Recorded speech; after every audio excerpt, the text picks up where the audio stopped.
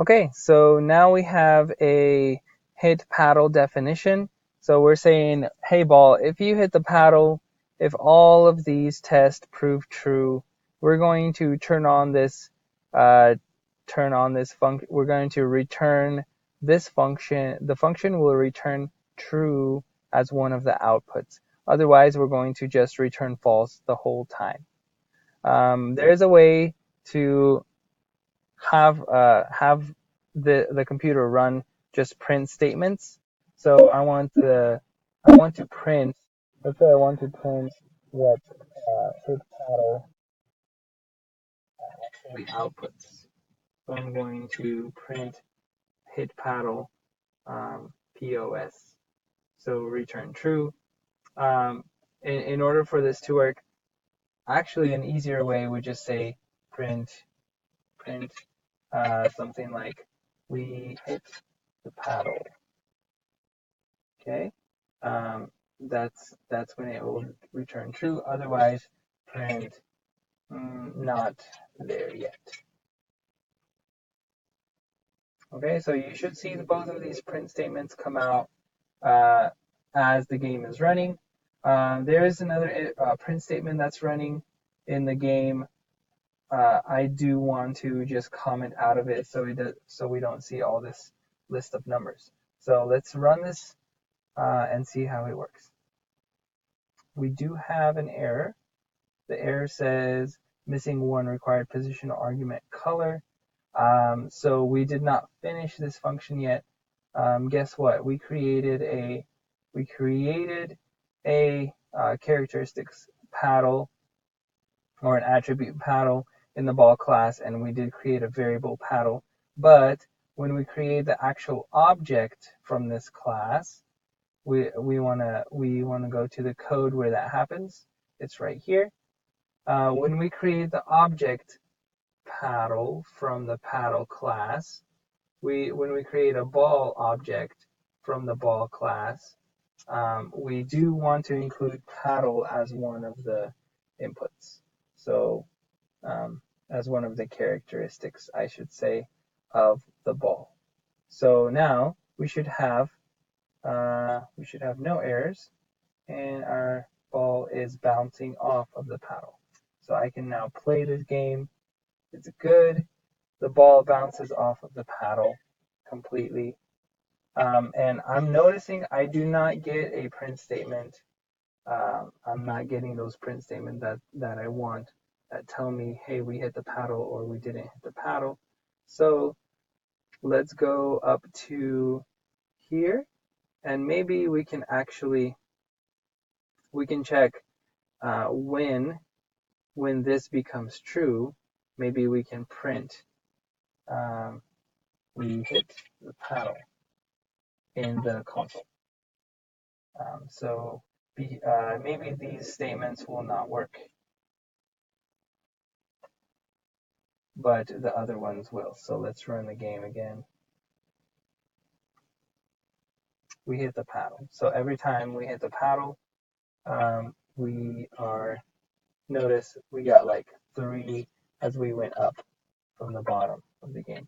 So maybe you can think of a way to modify this game to keep score for us. So this is one of the ways we can keep score. Every time I hit the paddle, notice we get more we hit the paddle print statements. Okay, so I'm just going to end the game here. So we hit the paddle all these times. So this could be useful for keeping score. Notice I put that print statement right here. Every time we hit the paddle, something happens. So think about how one way you can keep score that way. Just a hint. So the last objective I want to cover is when the ball hits the bottom of the screen. So notice the ball hits the bottom of the screen, but the game continues. So to make this game a little bit more interesting, let's whenever the ball hits the bottom of the screen, we want to end the game. So that will be a game over. That just makes the game a little bit more fun. You have to try to hit have the ball hit the paddle as many times as you can before it hits the bottom of the window. So um, this check is going to be for the ball class, because we're saying when the ball hits the bottom of the screen, we want the game to end. So let's create a variable that's going to act like a switch. So we're going to create a variable in the ball as a ball's characteristic. So self, we're going to include self, that's a ball's characteristic. We're going to create a variable. So let's make it something intuitive, like when the ball hits the bottom, and this will act like a switch, which means we can have a true or a false value.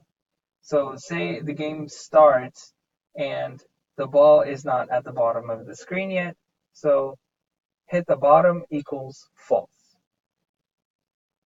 That will be our switch first. So we're saying when the game starts, when the game starts, we or when the game starts, the ball has not hit the bottom of the screen yet. Therefore, it is false. So remember, in Boolean logic, we only have a false or a true, a 1 or a 0. We can actually use a 1 or a 0 in this case, but false or true just makes the program run faster. Let's say self.hitBottom is false when we initially start the game. So when would be the case, notice I said case, when would be the condition that happens that the ball does hit the bottom of the screen? So that's going to happen if the ball is moving down and it reaches the bottom of the screen. So we're going to go to the define draw function, which contains all of our conditions for like bouncing around and stuff like that. So let's find the condition that looks at the bottom coordinates of the ball, which are this, position 3. That is the last number in our list. It's telling us the bottom of the ball. So it says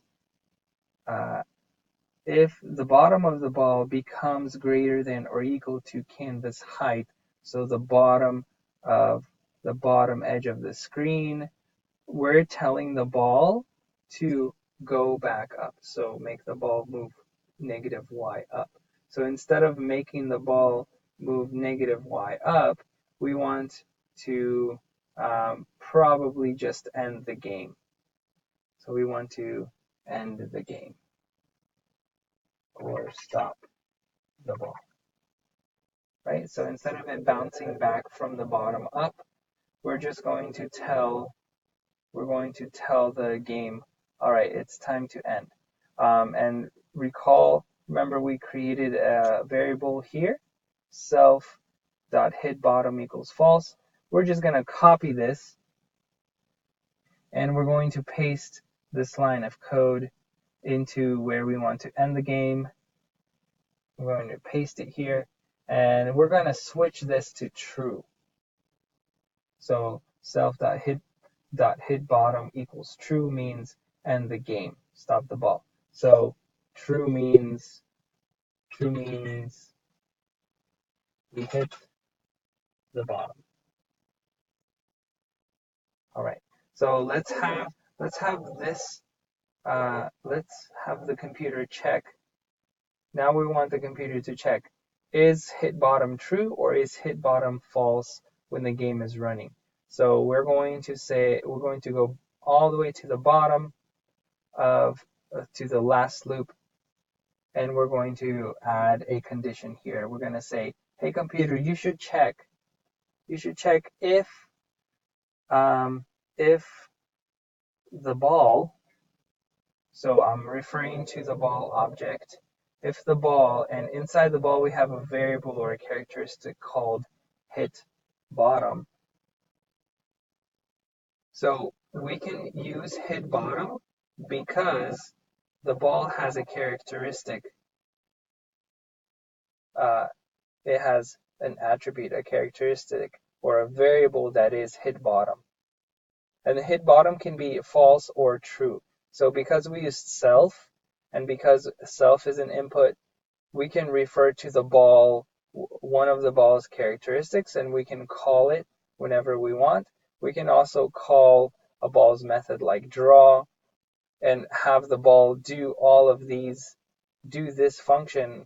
We're going to have the ball draw itself on the canvas and move around the canvas and check on the canvas if we hit the bottom. So the ball is drawing all these things because we told the ball to draw itself, and we also told the paddle to draw itself. So we can call these methods because we created them in the classes up here. So we can call, we can check, we can ask the ball, hey ball, did you hit the bottom? And we can say if the hit bottom variable is false, if it's still false, we're going to keep running the game. So this is saying if um, the ball, if the ball's hit bottom variable is false, if it is equal to false,